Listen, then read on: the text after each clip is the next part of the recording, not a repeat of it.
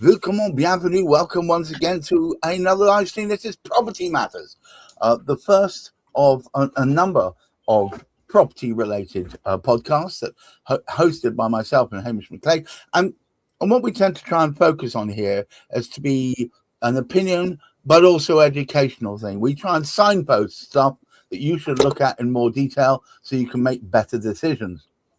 And today is no different. We've called this one communal heating and the £60,000 question. Good Lord. Hamish, before I get my boots muddy walking all over this one, why don't you start us off? Well, I can but try. What we have some new rules coming in, and one of the great challenges we have in life, and this topic often comes up in Property Quorum, particularly when we have Chris Gilson speaking with us from Root Homes and Juliette Babullo from Gunner Cook. But the two of them believe and actually sort of say, when we go, you can see what Zara has to say about this, but one of the things they do say is the more regulation we have, the greater difficulty it tends to cause rather than making matters simpler. If we were able to sort of work things on a more effective basis, it would benefit the majority.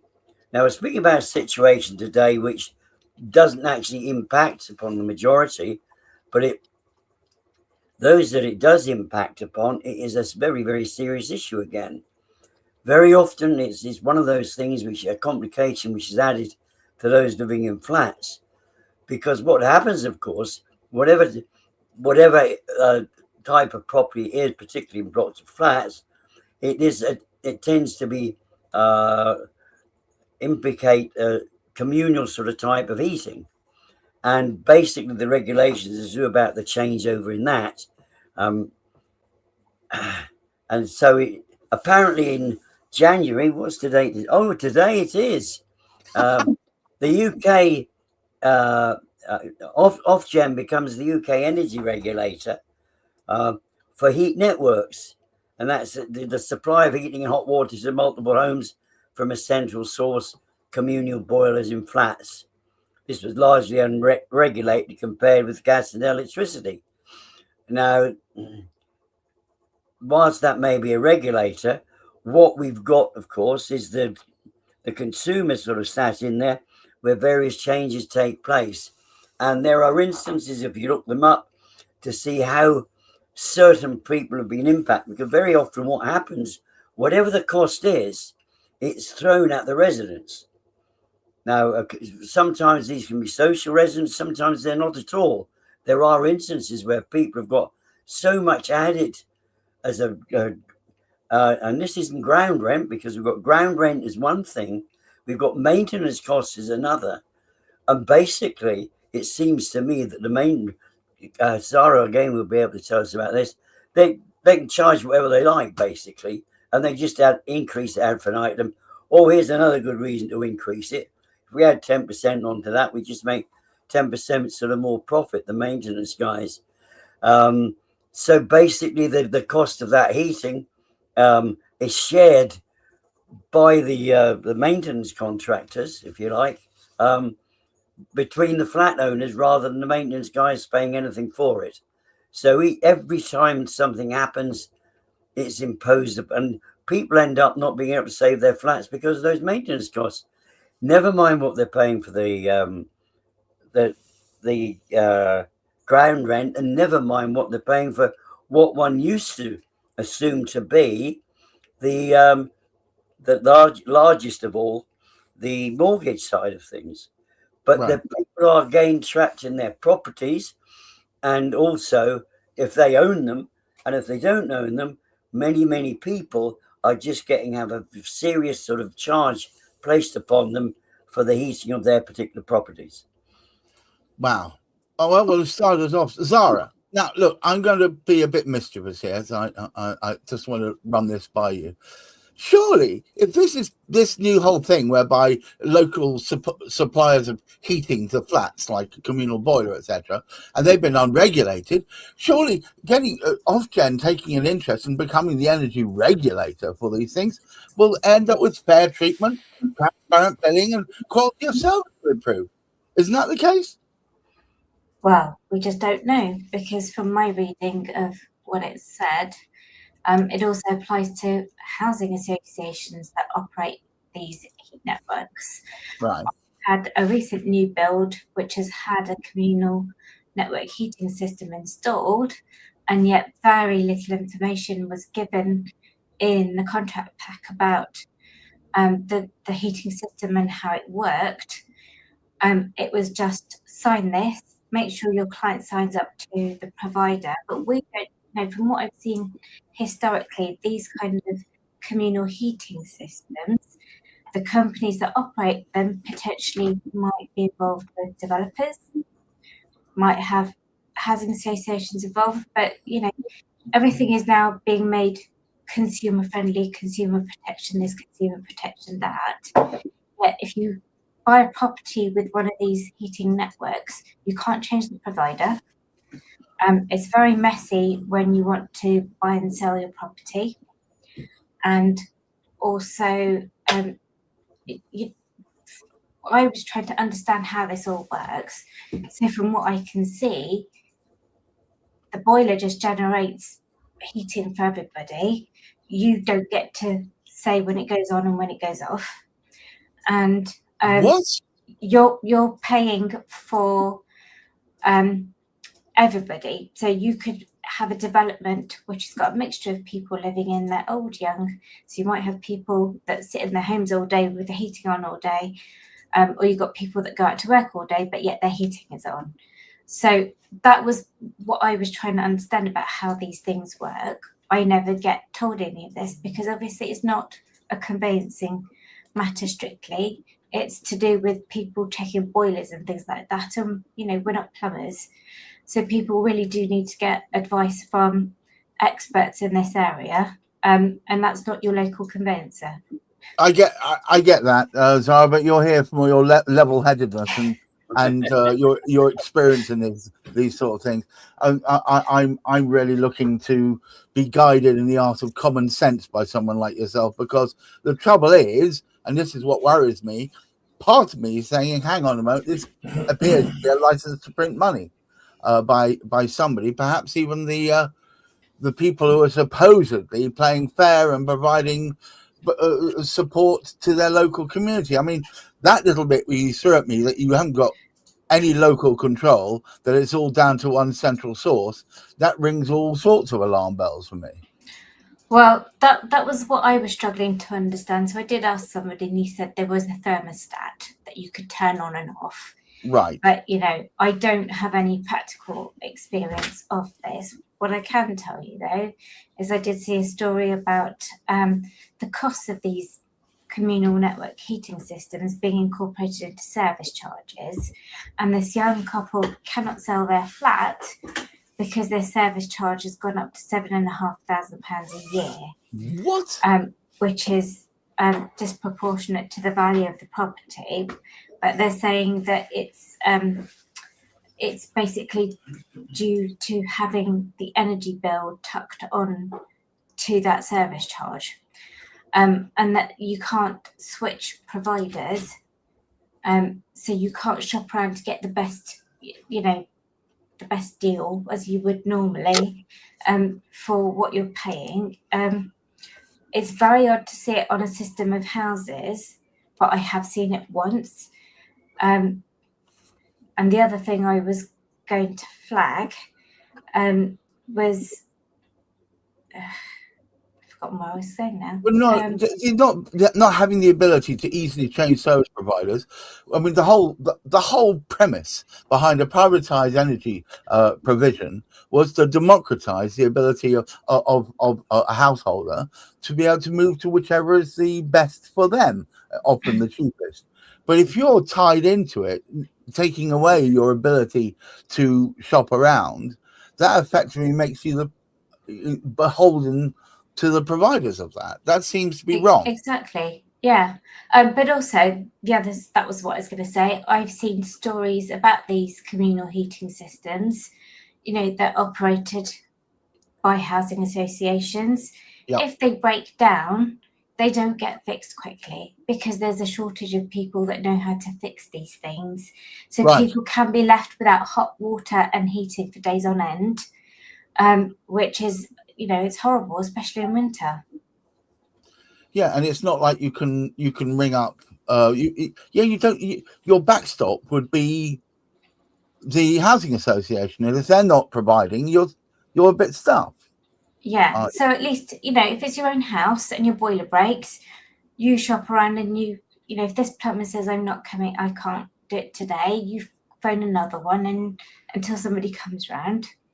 But it doesn't seem that people are treated as human beings. It's like, oh, you'll just have to wait until somebody turns up, which could be God knows when. Hamish, it feels like we're not going forwards, but we're going backwards here. I mean, that's what I was trying to intimate earlier. There's a kind of regulation brought in, but we know we have this wondrous experience, don't we, of how don't you worry, Ofgem will look after the control of the energy costs, and basically they just go up and up and up. The Labour government tell us they're coming down, and I don't know quite what it is. Every time they say that, Ofgem seem to press a button and it gets raised a little bit higher. So the fact that it's being regulated by Ofgem, I don't hold really a wind of chance to the whole thing sort of being working out to any way benefiting the consumer. I don't know where Ofgem gets its power from itself to be able to sort of say these various things, or who's meant to run it. They've probably all got MBEs or OBEs, the guys that run it, because they've been appointed. But I don't know. I mean, that's perhaps unfair. I retract it. But good grief, it's a sad thing when we do actually find the residents have no control. And again, it comes back to this particular sort of thing. It's putting basically the monetary control into the hands of, if you like, that management company, to do as they choose. And since the regulations as loose as they happen to sort of be, they will just continue doing what they're doing. But I think the sad aspect is that life in itself is very expensive. These particular types of costs are not included when they look at the measurement of inflation and all the rest of it. And they say, oh, wow, isn't inflation great? It's coming down. Not if you have the cost of this heating imposed upon you, over which you have no choice. We as individuals can actually make a decision. This seems cheaper, that seems cheap. And we can make a decision to switch to who that best provider happens to be. And it was my wife said to me the other day, because we've got smart meters, I don't know what makes them smart. I think they're fright meters really, aren't they, rather than smart meters. Look how much it's going to cost you. We'll hide that somewhere. Look how much it's going to cost you so far this month, and we're only 3/4 of the way through it. And you think, pretty heck, it's never been that high before, but it's coming down. Tell us, Ofgem tell us, and the Labour government have done this and that. I don't know. I just don't know how it happens. But I mean, the interesting thing is, and I mean, Zara's got it exactly sort of right. One of the family members had a challenge. We had that very, very heavy rain, which then froze. And unfortunately, as a consequence of that, it froze the back door. And the door needed to be sort of opened up. Family member opens up the back door. Well, absolutely sort of great. Then it won't lock again. It won't close again. Phones up social housing. Oh, this is emergency. We will be out at least within 48 hours. And in actual fact, it did take, from her phone call, it did take 48 hours. But at that time, of course, the temperature's way, way low. She can't close the back door properly. She can't go anywhere because the back door won't close. That was social housing looking after emergency. so as Zara said, you're not going to get the support that you require from people within social housing unless you're very, very lucky. There is an interesting thing, and we'll get Tiff in on an occasion in the future. She switched from social housing. One of the team, she switched from social housing to council housing, and there is a significant difference. Sometimes we might not think it does, but with council, they look after. If something happens, they will get to it. Social housing, because they basically are companies who own those properties, they're just money earners. That's all. They're just churning more and more money out all the time. That's all they're interested in, their profit. Whereas the councils can be interested in their residents.